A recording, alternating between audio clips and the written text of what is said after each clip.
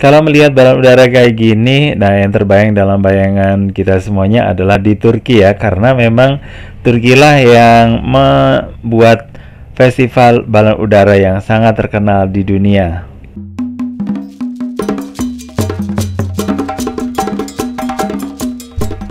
Assalamualaikum warahmatullahi wabarakatuh. Apa kabar semuanya guys? Ketemu lagi di Ensiklopedia Budaya. Oke guys, mudah-mudahan semuanya dalam kondisi yang sehat ya. Dan kali ini saya akan mengajak Anda ke sebuah negara yang terkenal dengan festival balon udaranya ya. Ya, ini dia guys, ke Turki. Oke guys, sebelum saya lanjut lagi, jangan lupa ya untuk like, subscribe, komen, dan share untuk mendukung channel ini guys.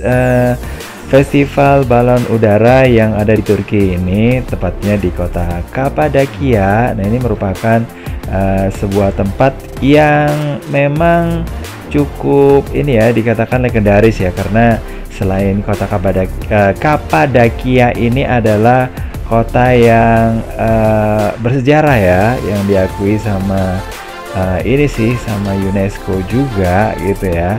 Di sini juga ada festival balon udara gitu ya. Bahkan disinilah balon udara secara komersial itu diterbangkan gitu guys ya, di Turki.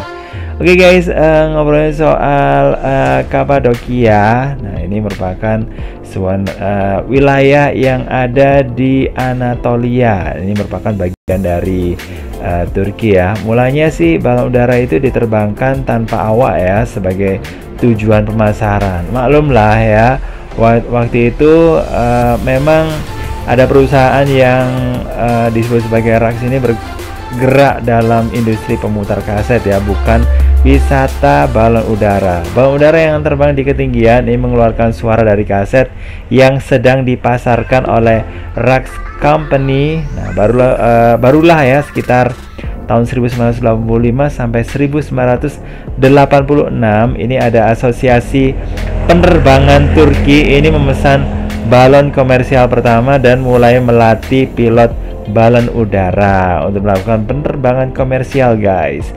Nah, pada tahun 1988 ini sebagai bagian dari proyek persahabatan Turki Amerika, nah, ini pemilik majalah Forbes yang juga salah satu manusia terkaya di muka bumi, yaitu Malcolm Forbes, ini menjadi penumpang balon terbang ya pertama di Kapadokia gitu. Dan ia terbang dengan balon udara yang bernama Sulaiman the Magnificent ya.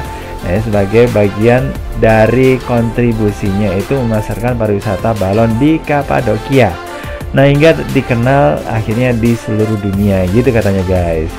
Oke guys, berkat ini ya, jejak historisnya, keindahan alamnya, bentang alam yang menakjubkan gitu ya, ini menjadikan Kapadokia menjadi pusat pariwisata balon yang paling terkenal di dunia. Jadi kayak gitu ya.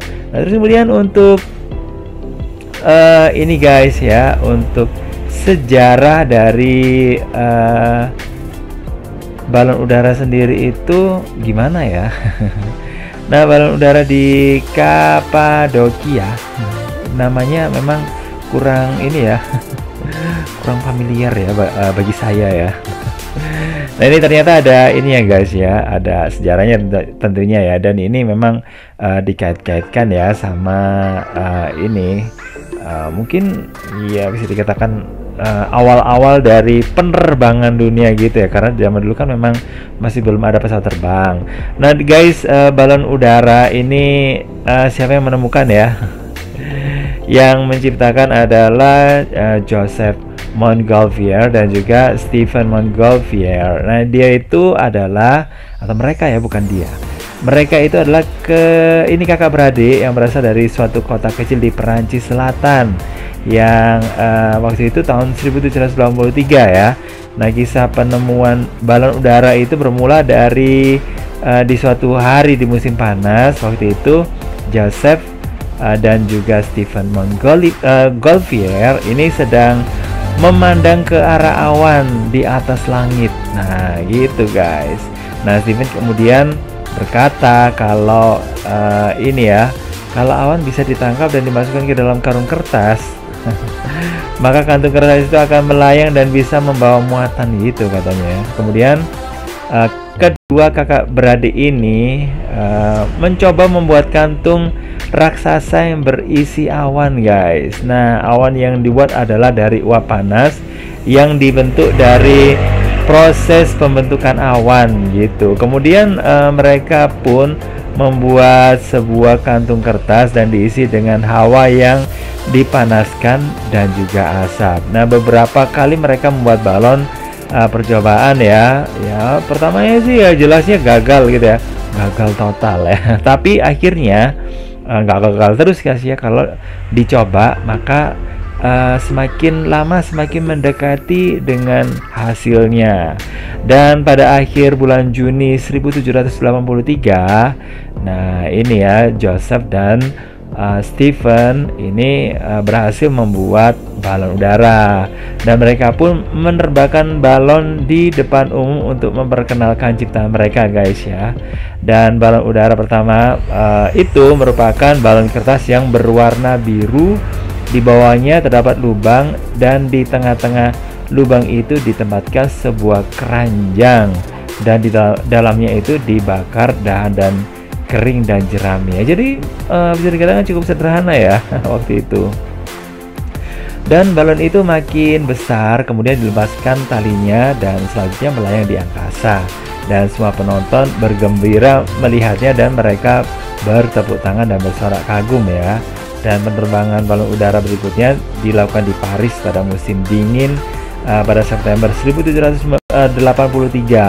Nah, pada penerbangan balon udara ini, balon itu sudah ada muatannya ya, tapi muatannya bukan manusia guys, tapi seekor bebek, ayam, dan domba.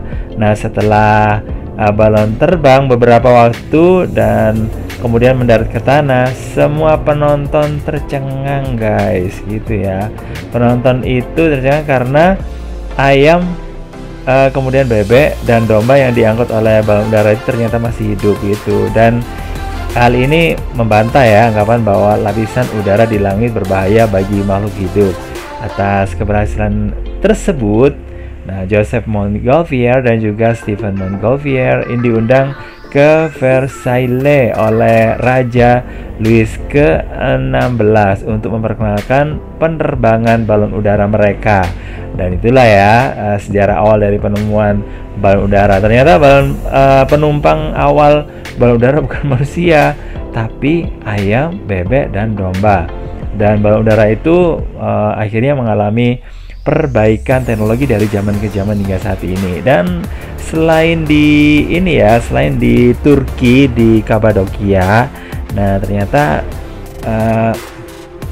festival yang serupa seperti ini juga akhirnya banyak diadakan seperti di daerah bukan di daerah tapi di negara Portugal. Albuquerque itu juga mengadakan, terus kemudian di Indonesia sendiri seperti di Bromo juga ya mengadakan acara ya menerbangkan balon udara kayak gini guys ya. Tapi ya jelasnya bukan untuk mengganggu penerbangan, tapi untuk pariwisata, jadi kayak gitu ya.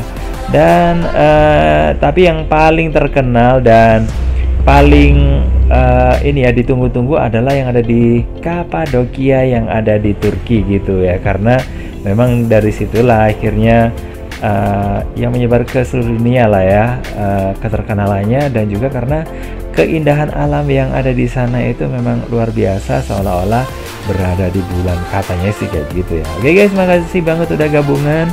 Jangan lupa untuk like, subscribe, komen, dan share untuk mendukung channel ini. Dan saya Jiri, wassalamualaikum warahmatullahi wabarakatuh. Sampai ketemu lagi di bahasan berikutnya. Bye.